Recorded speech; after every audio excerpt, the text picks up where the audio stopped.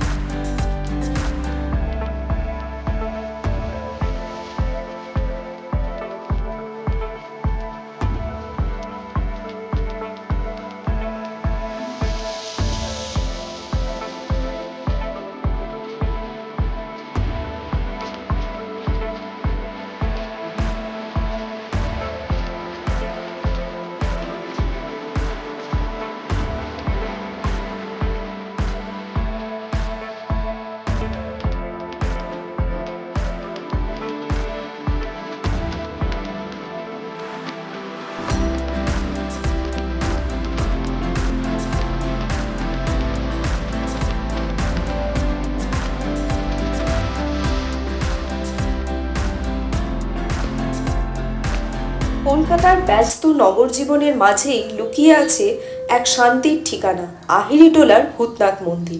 আজ আপনাদের নিয়ে চলেছি উত্তর কলকাতার এই প্রাচীন ও রহস্যময় শিব মন্দিরে। হুগলি নদীর একেবারে তীরে অবস্থিত এই মন্দিরটি শুধু একটি ধর্মীয় স্থান নয়, বরং কলকাতার ইতিহাস ও লোকবিশ্বাসের এক গুরুত্বপূর্ণ অংশ।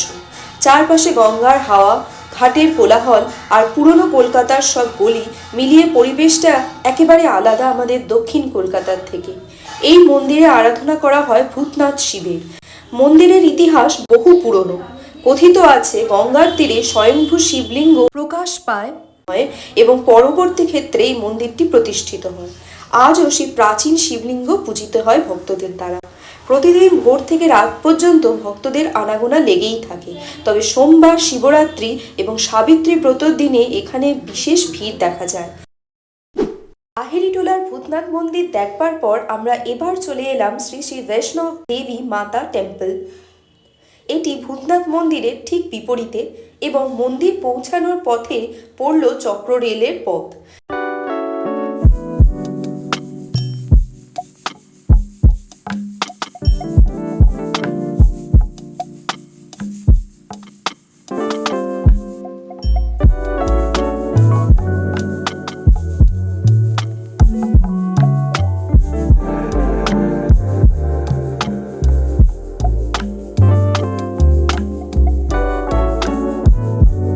আমার প্রাণের মানুষ আছে প্রাণে, তাই হেরি তাই সকলখানে।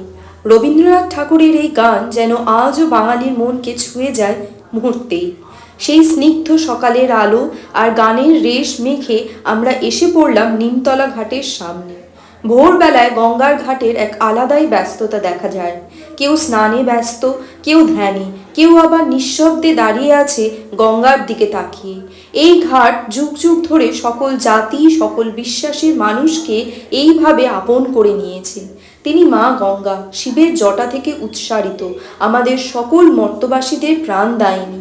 বিশ্বাস, ভক্তি আর ইতিহাসে মিলিয়ে গঙ্গা শুধু একটি নদী নয়, তিনি এক জীবন্ত অনুভূতি। ভোরের নরম আলোয়, ধূপের গন্ধে আর জল ছলছল শব্দে নিমতলা ঘাট যেন নিজস্ব ভাষায় কথা বলে, জীবন, মৃত্যু আর মুক্তির গল্প।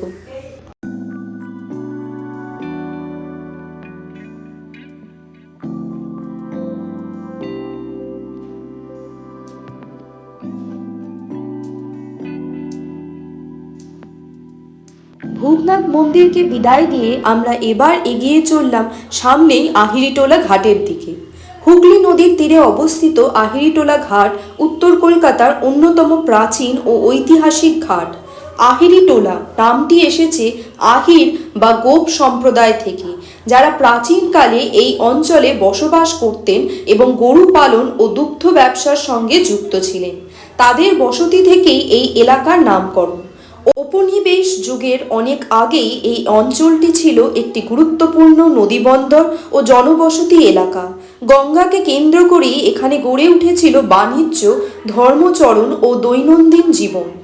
আহিরিটোলা ঘাট ছিল পণ্য আনা নেওয়া, যাতায়াত এবং ধর্মীয় আচার অনুষ্ঠানের এক প্রধান কেন্দ্র। এই ঘাটের সঙ্গে ওতপ্রোতভাবে জড়িয়ে আছে আহিরিটোলার ভূতনাথ মন্দির। ঐতিহাসিকভাবে আহিরিটোলা ঘাট শ্মশান ঘাট হিসেবেও পরিচিত। ব্রিটিশ আমলে উত্তর কলকাতার বাবু সংস্কৃতি, জমিদার প্রথা ও ব্যবসায়িক সম্প্রসারণের সঙ্গে সঙ্গে আহিরিটোলার এলাকাও সমৃদ্ধ হয়। বহু পুরনো বাড়ি, গলি আর মন্দির আজও সেই সময়ের ইতিহাসকে বহন করে চলেছে।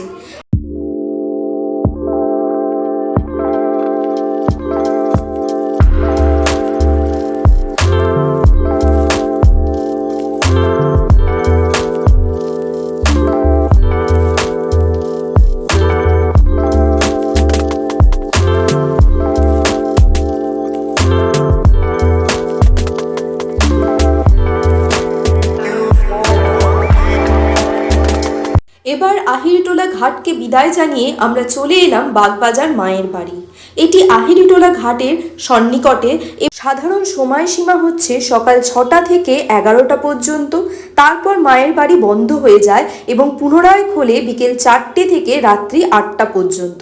এই সময়সীমা এপ্রিল থেকে সেপ্টেম্বর মাস অবধি। অক্টোবর থেকে মার্চ অবধি সময়সীমাটি সকাল 6টা থেকে 11টা পর্যন্ত এবং পুনরায় 3:30 থেকে রাত 8টা পর্যন্ত। আপনারা যদি ইচ্ছুক হন তাহলে মায়ের বাড়ি থেকে ভোগ প্রসাদ গ্রহণ করতে পারেন, কিন্তু তার জন্য আপনাদের অফিস ঘর থেকে 9:30টার মধ্যে ভোগের কুপন সংগ্রহ করতে হবে।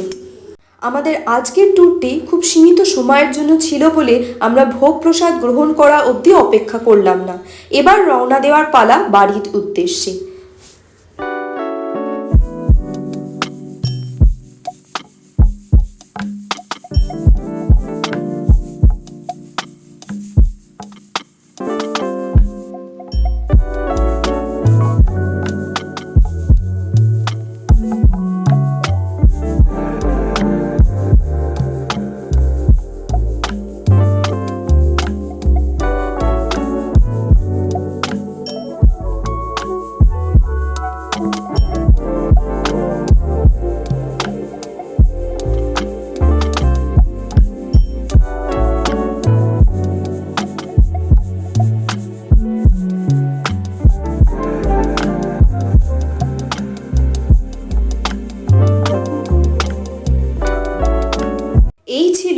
আজকের আমাদের ভ্রমণ।